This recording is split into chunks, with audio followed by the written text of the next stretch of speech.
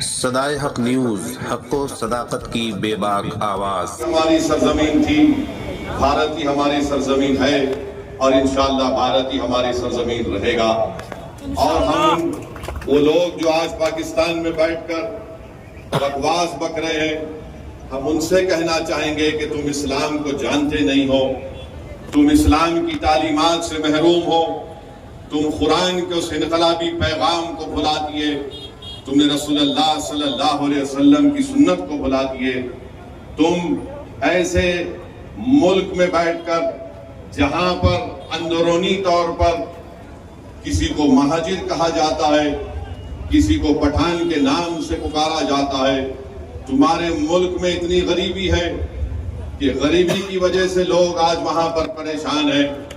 افغانستان سے تمہارا جھگڑا، ایران کی بارڈر پر تمہارا جھگڑا ہے، آج پاکستان میں بیٹھ کر لوگ اس طرح کی اناپ شناپ بکواس بکتے ہیں۔ پاکستان ایک فیلڈ نیشن ہے اور یاد رکھیے یہ طاقتیں کبھی بھی بھارت کو سکون سے رہنے نہیں دیں گی۔ آج وقت ہے کہ ہم ان کو ایک مؤثر جواب دیں تاکہ ہمیشہ کے لیے یہ دہشت گردی کا یہ زہر ہمیشہ کے لیے ختم ہو کر رہ جائے۔ بنگلہ دیش میں بھی کوئی ایک صاحب اناپ شناپ بک رہے ہیں کہ نارتھ ایسٹ میں ایسا کر دیں گے، میں ان سے بھی کہوں گا کہ بھائی صاحب جو ملک آپ کو ملا ہے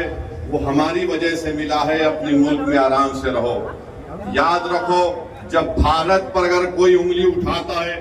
تو ہم اپنے تمام اختلافات کو بھول کر ایک سیسا پلا ہوئی دیوار کی طرح کھڑے ہو جاتے ہیں۔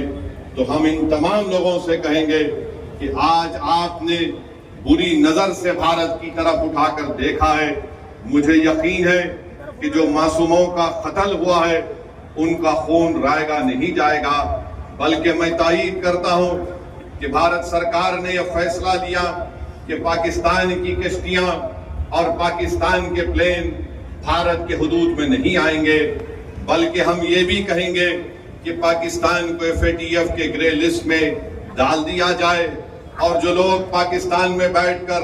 بھارت کے تعلق سے کیا کیا کہتے ہیں نہیں معلوم، مگر ان کو آئینے میں اپنی صورت دیکھنا چاہیے۔ تم کون سا میزائل ٹیسٹ کرتے ٹیسٹ کر لو، یاد رکھو مگر بھارت تمہارے سے طاقتور ہے اور ہمیشہ رہے گا انشاءاللہ تعالی۔ میرے عزیز دوستوں اور بزرگوں، یہ عرض کرنا ضروری تھا کیونکہ اگر ہم یہ سمجھیں گے کہ پہلگام میں اتر پردیش سے یا مہاراشٹرا سے یا بہار سے کوئی آدمی گیا اور اس کی موت ہو گئی تو ہم خاموش بیٹھ جائیں گے، بلکہ میں تو یہ دیکھ رہا ہوں کہ پہلگام کا یہ واقعہ بھارت کے ہر غریب کو، ہر دولت مند کو، ہر پڑھے لکھے کو، ہر کسان کو جھنجھوڑ کے رکھ دیا ہے۔ اب ہم امید کرتے ہیں کہ ہماری حکومت ایک مؤثر اقدام ان پر کرے گی، جیسا کہ ماضی میں سرجیکل سٹرائک اور بالا کوٹ بھی ہوا تھا، اور جو بین الاقوامی ملکیں بھارت سے کہہ رہی ہیں کہ پاکستان سے بات کر لو۔